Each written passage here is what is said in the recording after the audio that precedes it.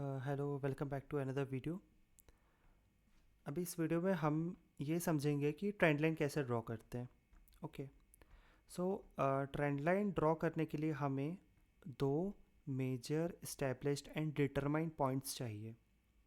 Okay, तो ऐसा नहीं है कि हम किसी भी दो पॉइंट्स को हम कनेक्ट कर दें और हम कह दें कि हाँ ये ट्रेंड लाइन है। ऐसा नहीं होता है। ओके, हमें दो मेजर एस्टेब्लिश्ड और डिटरमाइंड पॉइंट्स ढूंढने होते हैं ट्रेंड लाइन को ड्रॉ करने के लिए। ओके, सो जैसे कि फॉर एग्जांपल हमारे पास ये एक सपोर्ट है। ये सपोर्ट जब ऊपर जाना स्टार्ट हुआ, इसने इस रेजिस्टेंस को इस पॉइंट पे या इस कैंडल पे इसने ब्रेक किया। जब इसने इस कैंडल पे इस रेजिस्टेंस को, प्रीवियस रेजिस्टेंस को ब्रेक किया, तो हम करेंगे ये हमारा मेजर एस्टेब्लिश पॉइंट है।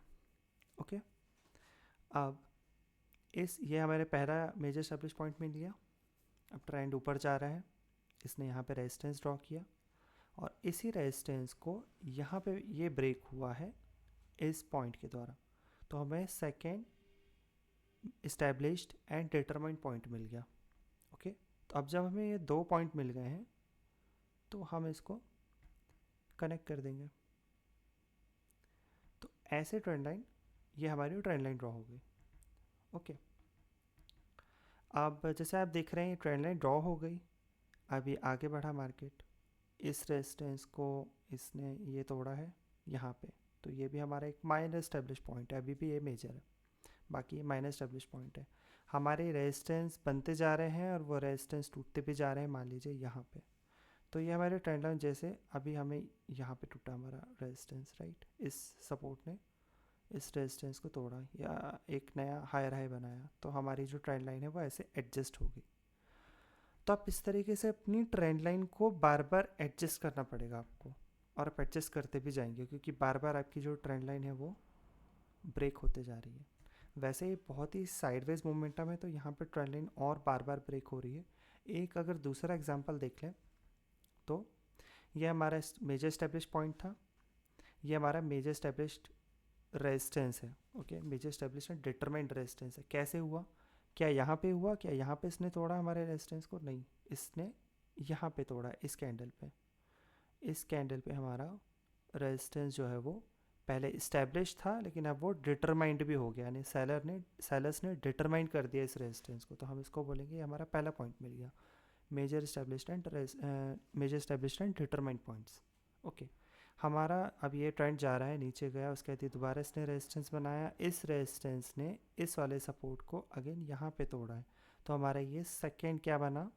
ये हमारा second major established and determined point बना। अब हमें मेजर एस्टेब्लिश्ड और डिटरमाइंड पॉइंट मिल गए हैं, तो अब हम क्या करेंगे? इन दोनों को कनेक्ट कर देंगे। जब इन दोनों को कनेक्ट करेंगे तो एक ट्रेंड लाइन बनी। वो ट्रेंड लाइन में अब क्या होता है कि ट्रेंड लाइन में थर्ड टच होता है। थर्ड टच क्या होता है? थर्ड टच जो है वो कंफर्मेशन देता है कि हाँ ट्रेंड अभी भी इंटैक्ट है। Always remember, trend lines are made to be broken. Okay, और जब भी ट्रेंड लाइन ब्रेक हो रही है तो trend lines are made to be broken and never trade on the basis of trend line only. आप trend line के basis पे ट्रेड मत करो, किसी भी एक सिंगल टूल के बेसिस पे ट्रेड मत करो। केवल और केवल सिर्फ एक मूविंग एवरेज को लेकर के या किसी एक कंसेप्ट को लेके, किसी एक ट्रेंड लाइन के कंसेप्ट को लेके कि मुझे तो ट्रेंड लाइन ड्रॉ करना आता है तो अब मैं ट्रेंड लाइन के बेसिस पे ट्रेड करूँगा, तो ऐसा नहीं है, आपको ऐसे नहीं करना है। ओके, तो ये थर्ड टच, जब ऐसा कहा जाता है कि जब ये थर्ड टच इसने किया ना, तो थर्ड टच के बाद एक रैपिड मूवमेंट आता है। तो ये देखिए यहाँ पे थर्ड टच हुआ, थर्ड टच के बाद एक और हमें रैपिड मूवमेंट मिला। ओके, तो that's it for like trend line, कि ट्रेंड लाइन ड्रॉ कैसे करते हैं। ट्रेंड लाइन ड्रॉ करने के लिए हमारे पास दो मेजर इस्टेब्लिश्ड और डिटरमाइंड पॉइंट होने चाहिए। मेजर इस्टेब्लिश्ड तो हमें अलग से दिख जाते हैं, लेकिन वो डिटरमाइंड कब होते हैं? जब वो प्रीवियस रेजिस्टेंस को या प्रीवियस सपोर्ट को ब्रेक कर दे, तो वो डिटरमाइंड हो जाते हैं। तो हमें दो मेजर इस्टेब्लिश्ड और डिटरमाइंड पॉइंट चाहिए होते हैं, वेदर दे आर सपोर्ट और resistance, they can be anything. और जब हम उन दोनों को कनेक्ट करते हैं तो फिर हम बोलते हैं कि हाँ ये मेजर एस्टेब्लिश और डिटरमाइंड पॉइंट को हमने कनेक्ट किया और इससे ट्रेंड लाइन बनी है। अब एक चीज़ आप और ये नोटिस कर सकते हो कि अभी तो हमने इसको बोला है, हमने ट्रेंड लाइन यहाँ पे ऐसे ड्रॉ किया, क्या आप ट्रेंड लाइन यहाँ पे ड्रॉ कर सकते थे? हाँ कर सकते थे। जैसे कि ये एक इस्टेब्लिश पॉइंट है, ये बना मेरा, ये इस्टेब्लिश पॉइंट, दूसरा इस्टेब्लिश पॉइंट जो कि माइनर इस्टेब्लिश पॉइंट बोलूँगा, तो ये माइनर ट्रेंड लाइन भी होगी एक मेरे लिए, मतलब ट्रेंड लाइन ये टूट सकती है और आगे जाके टूट भी जाएगी। ओके, तो ये मेरा दूसरा माइनर इस्टेब्लिश पॉइंट बन गया क्योंकि इस सपोर्ट को ब्रेक किया इसने और समहाउ ये बन गया। अब इसके बाद मार्केट लोअर लोज बनाते जा रहा है और मैं इस तरीके से अपनी ट्रेंड लाइन को एडजस्ट भी कर सकता हूँ। तो आई थिंक ये थोड़ा सा मतलब ट्रिकी हो गया। बाकी मेन है कि आप जो मेजर इस्टेब्लिश पॉइंट्स हैं आप उनको ही कनेक्ट करो, माइनर को कनेक्ट कर सकते हो आप, लेकिन माइनर को फिर आपको छोटे टाइम फ्रेम में जाके कनेक्ट करना चाहिए, या आप 1 आवर पे स्विच कर सकते हो, 1 आवर पे भी आप कनेक्ट कर सकते हो। ओके, बट इतना है कि trend lines are made to be broken. अभी हम यहाँ पे कनेक्ट कर सकते हैं, हम इसको यहाँ से ऐसे कनेक्ट कर सकते थे, फिर एक यहाँ ट्रेंड लाइन बनती है, वो ट्रेंड लाइन फिर ब्रेक हो जाती।